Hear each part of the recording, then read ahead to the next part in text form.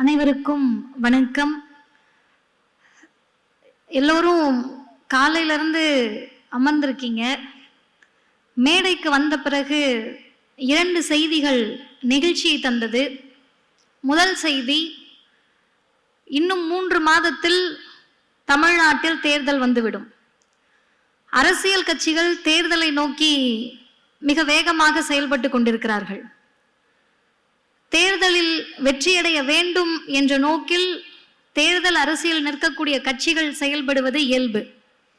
ஆனால் ஒரு கட்சி, அந்த கட்சியினுடைய இளைஞரணியின் செயலாளர், தமிழ்நாட்டின் மாண்புமிகு துணை முதலமைச்சர்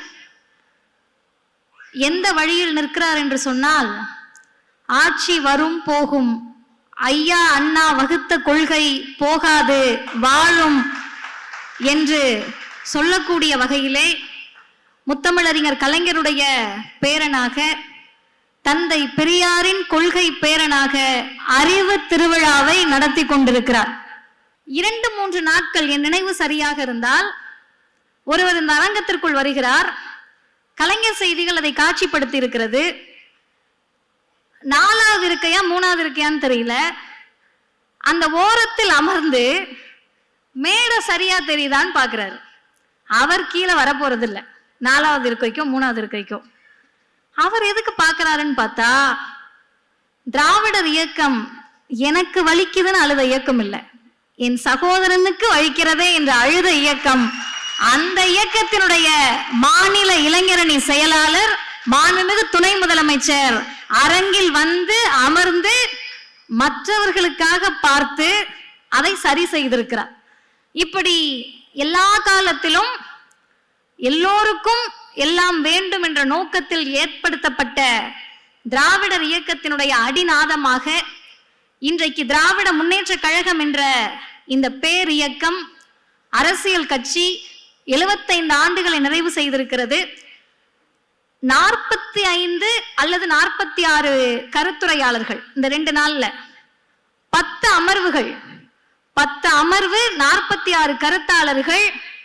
தேர்தல் வேலைக்கு பயிற்சி கொடுக்க போறாங்களான்னா கிடையாது, அடுத்த தலைமுறைக்கு பயிற்சி கொடுக்க போகிறோம் என்ற நோக்கோடு நடைபெறும் இந்த கருத்தரங்கத்தில் எனக்கு முன்னால் பேசி அமர்ந்திருக்கக்கூடிய ஊடகவியலாளர் பெரு மதிப்பிற்கும் மரியாதைக்கும் உரிய அண்ணன் இந்திரகுமார் தேரடி அவர்களே, எனக்கு பின்னால் பேச இருக்கக்கூடிய திராவிட முன்னேற்ற கழகத்தின் மாணவரணி செயலாளர் பெரு மதிப்பிற்கும் மரியாதைக்கும் உரிய அண்ணன் ராஜீவ்காந்தி அவர்களே, இந்த நிகழ்ச்சியில் மட்டுமல்ல, நம்ம ஐயா பிரதமரும் நிதியமைச்சரும் எங்கெங்கயோ போய் என்னென்னமோ பேசி பார்த்தாங்க, திருக்குறள் அது இதுன்னு.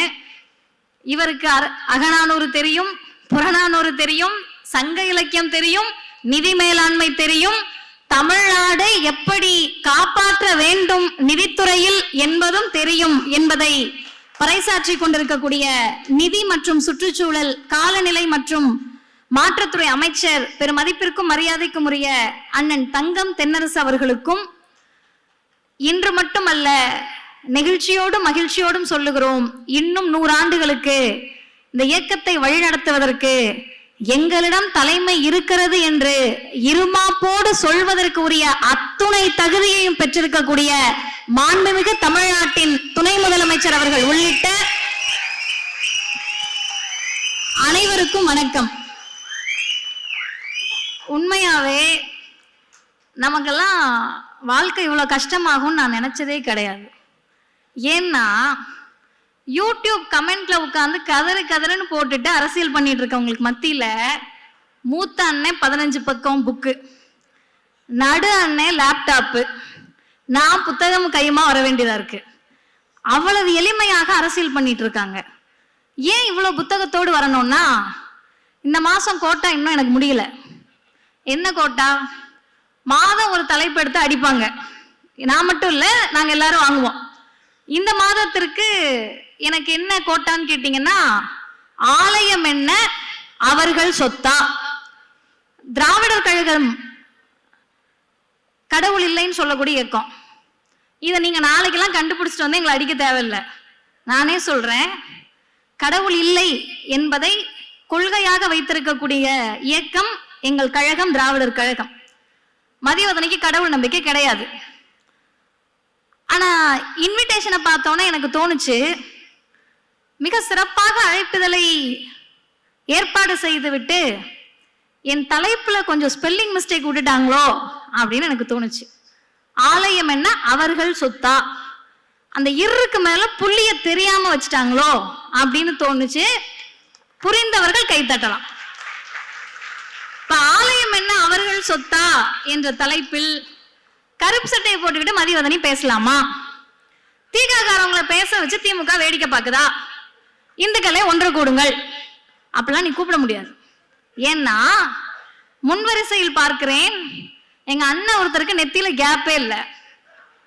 இந்த பக்கம் எங்க அண்ணன் மஞ்சள் சட்டையோட குங்குமத்தோட வந்து உட்காந்துருக்காரு. இப்ப வெளியே போய் ஒரு பைட் கொடுக்க போனேன், எங்க அக்கா மாதிரி யாரோ ஒருத்தர் வந்து இவ்வளோ கயிறு மதிவதனின்னு வந்து கட்டி பிடிக்கிறாங்க. அதனால இந்துக்கள் எல்லாம் இங்க இருக்காங்க, நீ அங்க கூப்பிட்டனா ஒருத்தர் வர முடியாது. இப்ப இந்த தலைப்பை எல்லோரும் அனைத்து ஜாதியினரும் அர்ச்சகராக வேண்டும் என்ற நிலையில் இந்த தலைப்பை பேசினார்கள். மாநில சுயாட்சியாக இருக்கட்டும், எனக்கு முன்னால் பேசியவர்களாக இருக்கட்டும், இந்த தலைப்புக்குள் இருக்கக்கூடிய உரிமைகளை பற்றி பேசினார்கள். ஆனா எனக்கு இந்த தலைப்பை பார்த்தோன்னா என்ன தோணுச்சுன்னா, ஆலயம் என்ன உங்க அப்பா விட்டு சொத்தா, அப்படிதான் பிராக்டிக்கலா லிட்டரலா கேட்கிற கேள்வி. ஆனா இந்த இயக்கம் ஆலயம் என்ன உன் சொத்தான்னு மட்டும் கேட்கல, படிப்பு என்ன உன் வீட்டு சொத்தா, அரசு வேலை உன் சொத்தா, உயர் நீதிமன்றமும் உச்ச நீதிமன்றமும் உங்க தாத்தா விட்டு சொத்தா, சட்டமன்றமும் நாடாளுமன்றமும் உங்க சொத்தா, எல்லா இடத்திற்கும் வருவோம் என்று கேட்ட இயக்கம் ஆலயத்தை பற்றி ஏன் கேட்கணும்?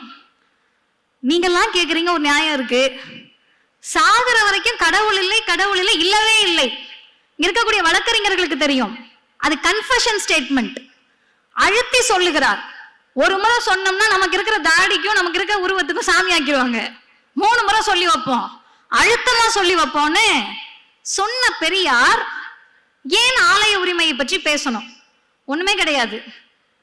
கோவில் இருக்கு, சாமி இருக்கு, கும்பிட போகணுமா வேணாமான்றது என்னோட சாய்ஸ், என் தேர்வு. ஆனால் கோவிலுக்குள் எல்லோரும் போக வேண்டும் என்பது அடிப்படை உரிமை, சுயமரியாதை, தன்மான உணர்ச்சி.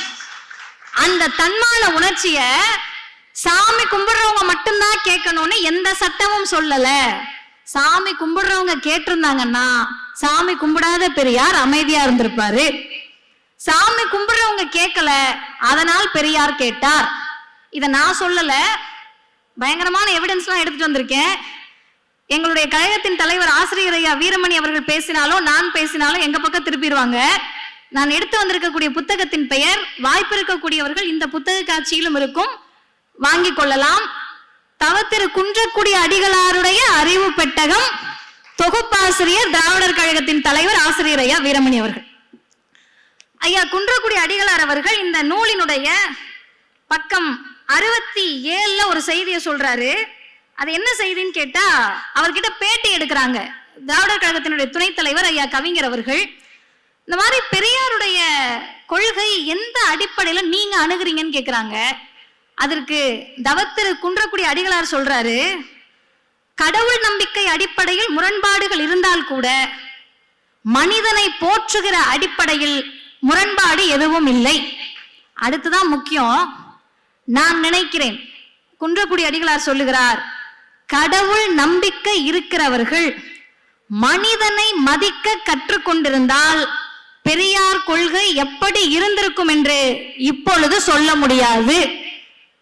நெத்தி நிறைய குங்குமமும் தின்னூரையும் வச்சுட்டு சக மனுஷனை நீ மனுஷனா மதிச்சிருந்தன்னா எங்க ஐயாவுக்கு வேலை இல்லை. குடுமியை வைத்துக் கொண்டோ அல்லது வைக்காமலோ, இன்னைக்கு ஃபேஷன் ஆயிடுச்சு, நீங்க கண்டே பிடிக்க முடியாது, அந்த அளவுக்கு ஃபேஷன் ஆயிடுச்சு. நான் பெண்களுடைய கூந்தலை சொல்லுகிறேன், உங்களுக்கே புரிஞ்சிருக்கும். இதெல்லாம் வச்சுட்டு நீங்க போயிட்டு சம உரிமையை பேசி இருந்தால், நீதியை பேசி இருந்தால், சமத்துவத்தை பேசியிருந்தால் கருப்பு சட்டைகளுக்கும் திராவிடர் இயக்கத்திற்கும் இந்த மண்ணில் இந்த வேலை இருந்திருக்காது. சொன்னது ஐயா குன்றக்குடி அடிகளார். சரிங்க, கோவிலுக்குள்ளதான் எல்லாரும் போறாங்களே, இப்ப என்ன உங்களுக்கு பிரச்சனை? இன்றைக்கு தேதியில கோவிலுக்குள்ள எல்லாரும் போறாங்க. கோவிலுக்குள்ள எல்லாரும் போறதுனால 100 வருடத்திற்கு முன்பு நடந்ததை தமிழ் சமூகம் மறந்து விட்டது. யாரோ வந்து அருளியதாவது இது கிடைத்தது, எலும்புச்சம்பளத்தை உருட்டி விட்டதுனால கிடைச்சிருச்சு போல, மந்திரம் போட்டதுனால கிடைச்சிருச்சு போலன்னு நினைக்கிறாங்க. தமிழ்நாட்டில் ஆலய உரிமையை பேசியது மட்டுமல்ல, சட்டம் இயற்றாவிட்டால் கருவறைக்குள் நுழைந்து போராடுவோம் என்று அறிவித்த தலைவர் அறிவுலக பேராசான் தந்தை பெரியார் அவர்கள். ஏங்க கோவில் கருவறைக்குள்ள போகணுமான்னு கேட்டா, அருமை சகோதரர்களே, கருவறைலாம் லாஸ்ட் ஸ்டெப் தான், கோவில் 2வது ஸ்டெப் தான். கோவில் தெருவுக்குள்ளே போக முடியல, ஆலயம் மட்டும் மன்னிக்கணும், அவர்கள் சொத்து இல்ல, ஆலயத்தின் தெருக்களும் அவர்கள் கையில் தான் இருந்தது. எனக்கு லாஜிக்கே புரியலங்க. சட்டம் படிச்சிருக்கோம், என் வீட்டுக்குள்ள யாராவது வரக்கூடாதுன்னு சொல்றதுக்கு எனக்கு உரிமை இருக்கு, நான் கட்டின வீடு. என் வீட்டுக்கு வெளியே இருக்க தெருவுக்குள்ள ஏடிஎம்கே கார் வந்து நின்னாருன்னா எனக்கு கடுப்பா இருக்கு, பிஜேபி காரை பார்த்தாலே கடுப்பா இருக்கு, ஆர்எஸ்எஸ் பார்த்தாலே எரிச்சலா இருக்குன்னு நான் சொல்ல முடியுமா? கட்டுனது என் வீடு, ரோடுல நடக்க முடியாதுன்னு எப்படி சொல்ல முடியும்? தனி மனிதர் நானே சொல்ல முடியாதுன்னா, கோவில் பொது சொத்து, கோவிலை கட்டியவர்கள் பொதுமக்கள், கோவிலுக்கு கல்லு சுமந்தது மண்ணு சுமந்தது சித்தாள் வேலை பார்த்தது கொத்தனார் வேலை பார்த்ததெல்லாம் நம்மாட்கள். நம்மாட்கள்னா நீங்க உடனே கூகுள்ல போயிட்டு யாராவது யூடியூப்ல போட்டு விட்டீங்கன்னா ஜாதி பெருமை பேசுகிறாரான்னு வந்துடக்கூடாது. இந்த சமூகத்தில் இருக்கக்கூடிய பார்ப்பனர் அல்லாத அனைவரும் நம்மாட்கள் தான், எங்களவர்கள் தான். பிற்படுத்தப்பட்ட மிகவும் பிற்படுத்தப்பட்ட பட்டியலின பழங்குடியின மக்கள் அனைவரும் எங்களவர்கள். எங்க அண்ணனும் எங்க பாட்டியும் எங்க பெரியப்பாவும் எங்க தாத்தாவும் கட்டின கோவில்ல உட்கார்ந்துகிட்டு தெருவுக்குள்ள நடந்தாலும் இவங்களுக்கு தீட்டாயிடும். எனக்கு தீட்டாதுன்னு சொன்னா வேற மாதிரி கேட்பாங்கன்ட்டு சாமிக்கு தீட்டாயிடுது.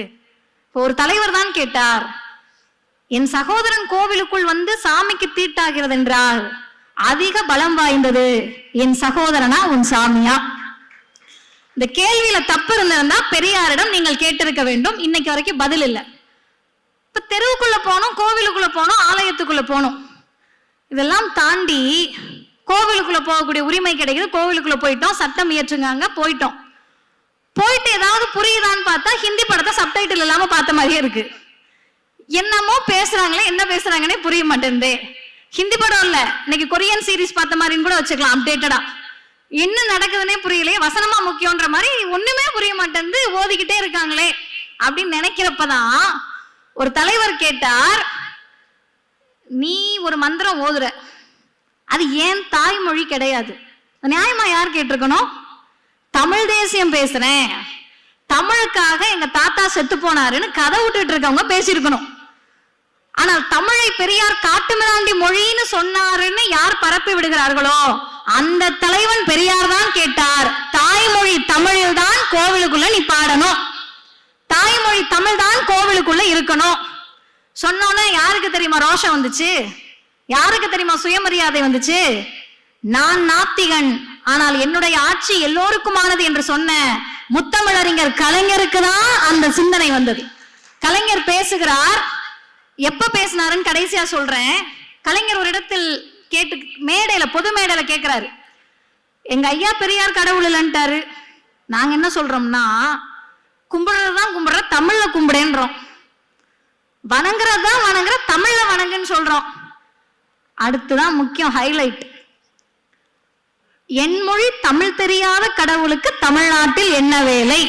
கேட்டவர் முத்தமிழறிஞர் டாக்டர் கலைஞர். எங்க கேட்டாரு? திராவிடர் கழகத்தினுடைய சிட்டிங் சீஃப் மினிஸ்டர். எப்படிங்க தைரியம் வரும்?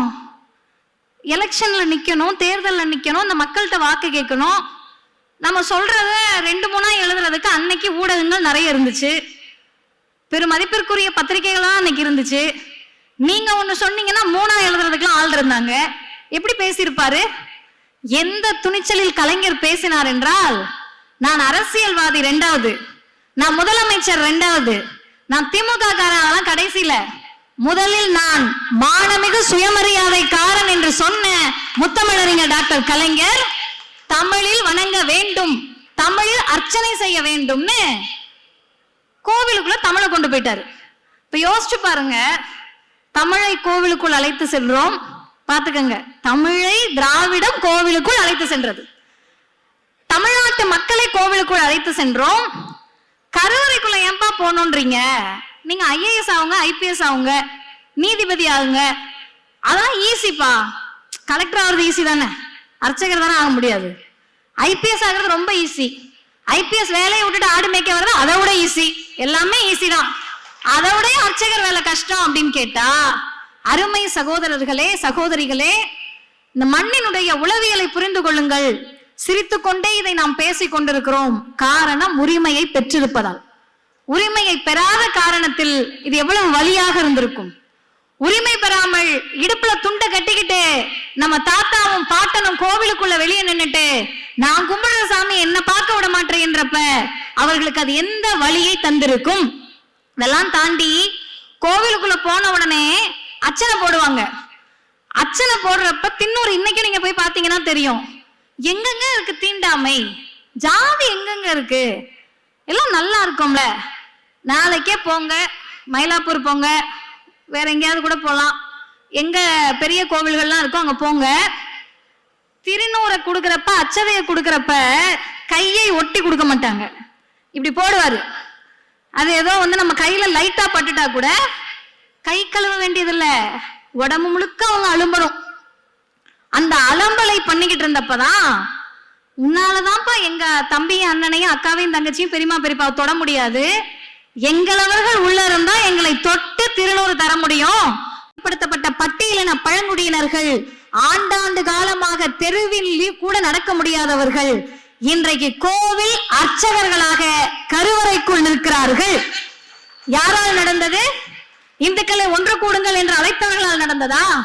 இந்துக்களுக்காக ஆட்சி செய்கிறோம் என்று சொல்லக்கூடிய பிஜேபியால் நடந்ததா? இந்துக்களுக்கு ஒன்று என்றால் முன்வரிசையில் நிற்பேன் என்று கலவரத்தை தூண்டக்கூடிய சங்கிகளால் நடந்ததா? சங்கிகளுடைய ஆர்ப்பாட்டத்தால் நடந்ததா? சங்கிகளுடைய தலைமகர்களுடைய ஆர்ப்பாட்டத்தால் நடந்ததா? கடவுள் இல்லை என்று சொன்ன பெரியாரும் அவர் வழி வந்த முத்தமிழறிஞர் டாக்டர் கலைஞராலும் இன்றைக்கு பெருமையோடு சொல்லுகிறோம். எல்லோருக்கும் ஆகஸ்ட் 15 சுதந்திர தினம். ஒரு நாள் முன்னாடி ஆகஸ்ட் 14, 2021 ஏறக்குறைய 50 பேருக்கு அனைத்து ஜாதியினரும் அர்ச்சகராகலாம் என்று அந்த பணி நியமன ஆணையை தந்தவர் முத்துவேல் கருணாநிதி ஸ்டாலின் என்ற முதலமைச்சர். இது தீகாக்காரவங்களுக்கு எவ்வளவு நிகழ்ச்சினா, அந்த பணி நியமன ஆணையை கொடுத்து விட்டு பெரியார் திடலுக்கு சென்று ஆசிரியர் ஐயா வீரமணி அவர்களை முதலமைச்சர் அவர்கள் சந்திக்கிறார். எங்கள் தலைமுறைக்கு கீழே உட்கார்ந்துருக்கவங்க நான்லாம் சேர்த்து நம்முடைய தலைமுறைக்கு ஏன் அவங்க எல்லாம் நிகழ்ச்சி ஆகிறாங்கன்னு தெரியாது. வீதிகளில் நின்று போராட்டம் நடத்தி சிறைச்சாலைக்கு போய் பெற்றுக் கொடுக்க முடியாத உரிமையை நம்மவர் ஒருவர் முதல்வர் நாற்காலியில் உட்கார்ந்து சத்தம் இல்லாமல் செய்து காட்டிருக்கிறார். ஒண்ணும் இல்லைங்க, வெற்றிடம். கலைஞர் போயிட்டாரு, செம்ம ஜாலி கொண்டாட்டம். உட்கார்ந்து இருந்தப்ப அவராது பரவாயில்ல கொஞ்சம் கருணை காட்டுவாரு. இந்த மனுஷன் ஈவிரக்கம் பார்க்காம சத்தம் போட்டு அடிச்சா கூட சரி வலிக்குதுன்னு கத்திரலாம். கும்மாங்குத்து தான், ஊம குத்துனுவாங்கல்ல, அப்படி குத்து குத்தி விட்டுட்டு நினைச்சு பாருங்க, சட்டம் போட்டு இதை சாதிக்க முடிந்ததா? சட்டம் எப்ப வந்துச்சு? நம் பாட்டன் கட்சி காலமான நீதி கட்சியில சட்டம் இயற்றினாங்க. சட்டம் இயற்றுகிற போது நான் இதை இந்த இடத்துல சொல்லலாமான்னு தெரியல, ஆனா எப்படி வாங்க போறது 2-3 சொல்லிட்டு வாங்கிக்கலாம், ஒன்னும் பிரச்சனை இல்லை. சொல்லாம போயிட்டோம்னா மனசு கஷ்டமா இருக்கும். ஹிந்து நாளிதழில் அன்னைக்கு ஹிந்துல வந்தது, இன்னைக்கு ஹிந்துல வராது அப்படின்னு உத்தரவாதம் கொடுப்பதுக்கு யாரும் இல்லை, வரலாம். என்ன எழுதியிருக்காங்கன்னா, நீதி கட்சி என்ன பண்றாங்கன்னா, எல்லாருமே குசும்பு பிடிச்சவங்க தான் போல, இன்னைக்கு சட்டமன்றத்தில் உட்காந்து ராகிங் பண்ணிட்டு இருக்காங்களா, அந்த மாதிரி தான் போல. யாரும் ராக் பண்றாங்க? உங்கள் முடிவுக்கு விட்டு விடுறேன். இப்ப இவங்க என்ன பண்றாங்க, நீதி கட்சியில இந்த சட்டத்தை கொண்டு வரணும், இந்து சமய அறநிலைத்துறை பாதுகாப்பு சட்டம், கோவில்களை பாதுகாக்கணும். யார்கிட்ட பாதுகாக்கணும்? கோவில்ல நிறைய பூனை தெரியுது, பூனை கிட்ட இருந்து காப்பாத்தணும் அப்படின்னு முடிவுக்கு வராங்க. முடிவுக்கு வந்து டிஸ்கஷன் நடக்கிறப்ப ஹிந்துக்கு மூக்கு வைத்துருது. இந்த ஹிந்துக்களுக்கு இல்ல, பேப்பருக்கு மூக்கு வைத்துருது. எழுதுறாங்க, 48 உறுப்பினர்கள், 3 மடங்கு உறுப்பினர்களை கொண்ட சபையில் 3 கோடி மக்களின் மத உணர்வுகளை பற்றி முடிவெடுப்பது போலித்தனமானது. வாஸ்தவமான பேசுதாங்க. 3% பேர் உட்கார்ந்துகிட்டு 3 கோடி பேரோட முடிவெடுப்பியா நீ? ஒன்றிய அரசுலையும் ஒன்றிய அரசினுடைய உறுப்பினர்களாகவும் இந்தியா முழுவதும் 3% உட்கார்ந்துகிட்டு 97% மக்களுடைய உரிமைகளை முடிவெடுப்பேன்னு சொன்னா அது போலித்தனமானது தானே. 3% பார்ப்பனர்கள் உட்கார்ந்துகிட்டு 97% பார்ப்பனர் அல்லாத மக்களுடைய பிசி, எம்பிசி, எஸ்சி, எஸ்டி உடைய கல்வியில் தலையிடுவீர்கள் என்றால் அது போலித்தனமானது இல்லையா? 3% உட்கார்ந்துகிட்டு 97% கோவிலுக்குள்ள விட மாட்டேன்னா அது போலித்தனமானது இல்லையா? 3% உட்கார்ந்துகிட்டு 97% கோவில் தெருவுக்குள்ள விட மாட்டேன்னா அது போலித்தனமானது இல்லையா? இந்த கேள்வியை அன்றைக்கு கேட்டார்கள். சட்டம் நிறைவேறியது. 3 செய்திகளோடு நான் நிறைவு செய்கிறேன். தெருவுக்குள்ள வந்துட்டோம், கோவிலுக்குள்ள வந்துட்டோம். இன்னைக்கு கருவறையில பணி நியமன ஆணை வந்துருச்சு. இன்னும் என்ன? ஆலயம் என்ன அவர்கள் சொத்தா? எதுக்குங்க கேக்குறீங்க? எதுக்கு கேட்கிறோம்னா, நமக்கெல்லாம் ஒரு பிரச்சனைனா அவங்க கிட்ட போவோம், அவங்களுக்குள்ளே பிரச்சனைனா யார்கிட்ட போவாங்கன்ற மாதிரி நீதிமன்றங்கள் இன்றைக்கு கண்ணீர் வெடிக்கிறது. உனக்கெல்லாம் பிரச்சனைனா என்கிட்ட வருவ, ஏன் அமர்வுக்கு இந்த கேஸ் வந்துடக்கூடாதுன்னு அவங்க பாத்துக்கிறாங்கன்னு உச்ச நீதிமன்றத்தின் தலைமை நீதிபதி புலம்புகிறார். இப்ப இந்தியாவை ஆள்வது யார்? இந்தியாவை ஆளக்கூடியதாக எது இருக்கிறது? இந்தியாவினுடைய உச்ச நீதிமன்ற தலைமை நீதிபதி இன்றைக்கு கவலை தெரிவிக்கக்கூடிய அளவிற்கு யார் அவர்களை ஆட்டி படைக்கிறார்கள்? ஏதோ பிரச்சனையை கேட்டாலும் உச்ச நீதிமன்றம் ஒரு அண்ணனுக்கு தான் புரிஞ்சிருக்கு. நன்றிண்ணா. எல்லாரும் என்ன பண்றாங்கன்னா வரிசையா உச்ச நீதிமன்றத்துக்கு ஓடிடுறாங்க. உச்ச நீதிமன்றத்துக்கு போன உடனே அங்க பாத்துக்கலாம், டீலிங் தான், நான் தானே நீ தானே அப்படின்னு 2 வழக்குல தீர்ப்பு கொடுத்தாங்க. இந்த 2 வழக்கு தீர்ப்பையும் மேலோட்டமாக பார்த்தால் அனைத்து ஜாதியினரும் அர்ச்சகராகலாம், பிரச்சனை இல்லை. அடுத்து உயர் நீதிமன்றத்துக்கு கேஸ் வருது, அனைத்து ஜாதியினரும் அர்ச்சகராகலாம், பிரச்சனை இல்லை. அதுக்கு அடுத்து ஒரு லைன் போடுறாங்க, ஆகம விதிப்படி நடைபெறக்கூடிய கோவில்களில் இல்ல, ஆகம விதிப்படி எந்த கோவில்கள்லாம் இருக்குன்னு கணக்கெடு, அதுக்கு ஒரு கமிஷன் போடு. இப்ப நம்ம என்ன கேட்கிறோம்னா, அது என்னென்னமோ சொல்லுவாங்கல்ல, ஐரம் மீன் இருக்குன்றான், சுறா மீன் இருக்கான், ஜாமீன் மட்டும் இல்லைன்ற மாதிரி என்னென்னமோ விதி இருக்கு. ஆகம விதினா அவங்களுக்கும் தெரியல, நமக்கும் தெரியல. நம்ம என்ன கேட்கிறோம்னா, எங்களுக்கு தெரியாதுப்பா, எனக்கோ ராஜீவ்காந்தி அண்ணனுக்கோ இந்திரகுமார் அண்ணனுக்கோ எழிலன் அண்ணனுக்கோ தெரியாது ஆகம விதினா என்ன. உனக்கு தெரியும்ல, சொல்ல ஆகம விதினா என்னன்னு சொல்ல தெரியாது. சரி, தெரியாமையே ஏன் ஆகம விதிப்படி நடக்கக்கூடிய கோவிலுக்குள்ள எங்களவர்களை அர்ச்சகராக வேணான்னு சொல்ற? இல்ல இல்ல, கரிமீன் சாப்பிடுறாங்க. அர்ச்சகர் பயிற்சி பெறுகிற போதே அவங்க எப்படி இருக்கணும்னு அவங்க முடிவு பண்ணிடுவாங்க. நான் இன்னொன்னு கேட்கிறேன், கடவுளை வழிபடுவதற்கு உரிமை நம்ம பேசிக்கிட்டு இருக்கோம், கடவுளே பாவம் தான். மீனாட்சி அம்மனுக்கு இருக்கக்கூடிய சொகுசு நம்ம ஊர் மாரியம்மனுக்கு இருக்காது. பெருமாளுக்கு இருக்கக்கூடிய சொகுசு நம்ம ஊர் கருப்பணசாமிக்கும் சுடலை மாடனுக்கு இருக்காது. கடவுளுக்கே நாம் உரிமை கேட்ட இயக்கம் சுயமரியாதை இயக்கமும் திராவிடர் இயக்கமும் திராவிட முன்னேற்ற கழகமும் தான். இப்ப நம்ம என்ன கேட்டோம்னா, ஆகம விதிப்படி இல்லாத கோவில்கள், மாரியம்மன் கோவில நீ அர்ச்சகர் ஆயிக்கலாம், சுடலமாடன் கோவில நீ அர்ச்சகர் ஆயிக்கலாம், மாரியம்மன் கோவில நீ அர்ச்சகர் ஆயிக்கலாம். இதெல்லாம் சொன்னப்ப ஒரு முதல்வர் என்ன செய்தார்னா, அவர்களுக்கு மிகவும் பிடித்த கோவிலான கபாலீஸ்வரர் கோவிலுக்கு கீழ் வரக்கூடிய மண்டபத்தில் வைத்து அனைத்து ஜாதியினர் அர்ச்சகர் நியமன ஆணையை அவர்களுக்கு வழங்கினார். வழங்கினதுல ஒரு ஹைலைட் என்னன்னா, உண்மையாகவே திராவிட முன்னேற்ற கழக இளைஞர் அணிக்கு நன்றி தெரிவிக்க வேண்டும். பேச்சாளர்கள் கருத்தாளர்கள் என்றாலே பெண்களுடைய முகம் பல நேரங்களில் நினைவுக்கே வராது. ஆனால் இந்த அரங்கில், இந்த அமர்வுகளில், பெரும்பாலும் எல்லா அமர்வுகளிலும் சரியான பிரதிநிதித்துவத்தை பெண்களுக்கு வழங்க வேண்டும் என்பதில் தமிழ்நாட்டின் துணை முதலமைச்சர் தெளிவாக இருந்திருக்கிறார். அது இது எதுக்குங்க இப்ப சொல்றீங்கன்னா, அர்ச்சகரானதை கூட சரி ஏதாவது ஜலுசில் வாங்கி குடிச்சு கூட ஆத்திக்கலாம். ஓதுவோர் நியமனத்தில் ஒரு பெண், இவங்க அப்பாவுக்கு மேல இருப்பாரு போலயே. அவங்க அப்பா செஞ்ச சம்பவம் என்ன தெரியுமா? தமிழ்நாட்டின் வரலாற்றில் கலைஞர் என்ற பெயரை தவிர்த்து விட்டால் தமிழ்நாட்டின் வரலாறு முழுமை பெறாது. ஏன்னு காரணம் சொல்றேன். மதிவதனி ஒருவேளை சாமி நம்பிக்கை இருந்து கோவிலுக்குள்ள போனா, அர்ச்சகரானா ஓதுவாரானா 3 நாள் தீட்டாயிடுமா. மாதவிடாய் காலத்தில் உள்ள வரக்கூடாது.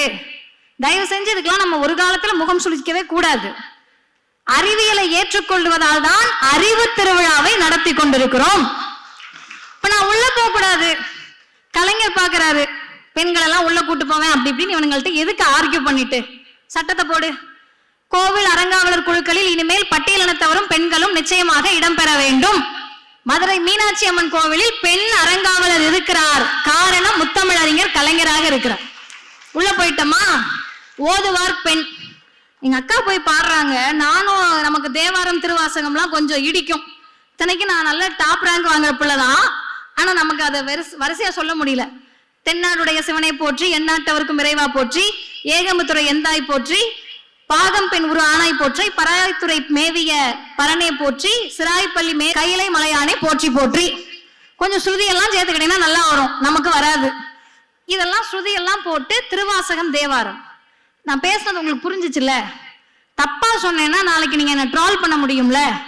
காலமா தப்பா சொல்றாங்களா சரியா சொல்றாங்களான்னு தெரியாத சமஸ்கிருதம் கோவிலுக்குள் ஒலித்த போது தாய்மொழியான தமிழில் தேவாரமும் திருவாசகமும் ஒலித்தது திராவிட முன்னேற்ற கழகத்தால், முத்துவேல் கருணாநிதி ஸ்டாலின் என்ற முதலமைச்சரால். இறுதியாக நமக்கும் மனசு இருக்கு, அது புண்படுத்தக்கூடாது. அக்னிஹோத்திரம் ராமானுஜம் தாத்தாச்சாரியார் எழுதிய புத்தகம், வாய்ப்பு இருந்தால் வாங்கி படியுங்கள். இதுல என்ன செய்தி சொல்லியிருக்காருன்னா, நம்மளாவது எப்ப கோவில் எங்களது விட்டுட்டு வெளியே போ அப்படின்லாம் சொல்லல. நல்லா கேட்டுக்கங்க, கோவில் எங்களது விட்டுட்டு வெளியே போன்னு நம்ம சொல்லல, நீயும் இரு நாங்களும் இருன்னு சொல்றோம். ஆனா இவர் என்ன சொல்றாருன்னா, பூஜை என்பது ஆரியர்களுக்கானது இல்ல. ஏங்க இல்ல? ஆரியர்களுக்கு சிலை வழிபாடு இல்ல. அப்ப யார்கிட்ட இருந்து ஆட்டைய போட்டாங்க, யார்கிட்ட இருந்து எடுத்தாங்க அப்படின்னு கேட்டா, இவர் சொல்லுகிறார், தமிழர்கள் வரலாற்றில் தான் சிற்பம் செய்யக்கூடிய முறை இருந்தது. கல்லை சிற்பமாக உருவாக்கக்கூடிய முறை தமிழர்களிடம் இருந்தது. கல்லை சிற்பமாக உருவாக்கினார்கள், அதை வணங்கினார்கள். கடவுளானது, கடவுளுக்கு அவர்கள் பூவை வைத்து வழிபட்டார்கள். பூசை, அந்த பூசை ஆரியர்களால் பூஜையானது. இப்ப கோவிலோ உன் கான்செப்ட் இல்ல, கோவில் இருக்க சிலையும் ஒன்னதில்லை. ஆனா எங்கால உள்ள விட மாட்டேன்னு சொன்னா கேட்டுக்கிட்டு சும்மா இருக்க கூடாதுன்னு சொல்ற நம்ம இந்துக்களுடைய விரோதி. நீ படிக்க கூடாது, புதிய கல்விக் கொள்கை கொண்டு வருவேன். நீ டாக்டர் ஆகக்கூடாது, நீட்டு கொண்டு வருவேன். நீ எங்கிட்டாவது படிச்சு உருப்படக்கூடாதுன்னு நிதி கொடுக்க மாட்டேன். நீங்கெல்லாம் ஓட்டு கூட நிம்மதியா போட்டக்கூடாதுன்னு எஸ்ஐஆர் கொண்டு வருவேன். நீங்களாம் வாழ்ந்துடவே கூடாதுன்னு சொல்லி சிட்டிசன்ஷிப் அமெண்ட்மெண்ட் ஆக்ட் கொண்டு வருவேன்னு எல்லாவற்றையும் கொண்டு வரக்கூடிய பிஜேபி RSS தமிழர்களுக்கு மட்டுமல்ல மனித இனத்திற்கே எதிரி என்பதை சொல்லக்கூடியதுதான் 2026 தேர்தல். இப்படி சொல்லி முடிக்கிறேன். கோவில் தெருவுக்குள் அழைத்து சென்றது சுயமரியாதை இயக்கம், திராவிடர் இயக்கம். கோவிலுக்குள் அழைத்து சென்றது திராவிடர் இயக்கம். கோவில் கருவறைக்குள் இந்து சகோதரர்களை அழைத்து சென்றது திராவிடர் இயக்கம், திராவிட முன்னேற்ற கழகம். கோவிலுக்குள் பெண் ஓதுவாரை அழைத்து சென்றது திராவிடர் கழகம், திராவிட முன்னேற்ற கழகம். இந்துக்களே ஒன்று கூடி 2026 ஆலயம் மட்டுமல்ல, எதுவும் உங்க அப்பா விட்டு சொத்து கிடையாது, தமிழர்களின் திராவிடத்தின் சொத்து என்பதை நிரூபிக்க திராவிட முன்னேற்ற கழகம் ஆட்சி அமைக்கும். வாய்ப்புக்கு நன்றி, வணக்கம். வாழ்க பெரியார், வளர்க பகுத்தறிவு.